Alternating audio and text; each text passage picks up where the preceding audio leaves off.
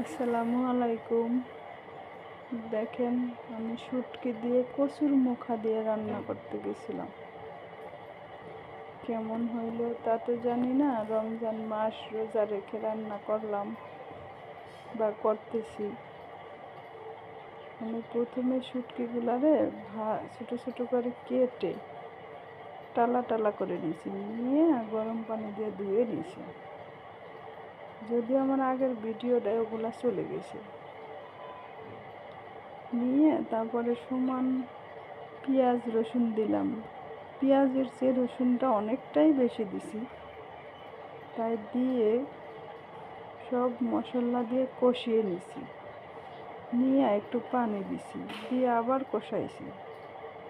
কষানোর পরে মাছগুলাও অনেকক্ষণ কষাইছি। শুটকি মাছ তো একটু বেশি ভাজা ভাজা করে কষাইলে ভালো লাগে। এই যে দেখেন, আমি অনেক সময় ধরে কষাইছি, প্রায় 20 থেকে 25 মিনিটের মতো। তারপরে এই যে কচুর মুখাগুলো দিয়ে দিলাম, দিয়ে তারপরে অনেকক্ষণ নাড়াচাড়া করতেছি, মানে কড়াইটা যদি ধরে না যায়। কড়াইতে লেগে গেলে মনে করেন ভালো লাগবে না। কিছু আমি ভেঙে দিয়েছি, কিছু আস্ত রেখেছি। এই যে দেখেন, কিছু ভেঙে দিয়েছি, কিছু আস্ত রেখেছি। এইভাবে দিয়ে পানি দিয়ে নিছি, গরম পানি। প্রায় হয়ে গেছে।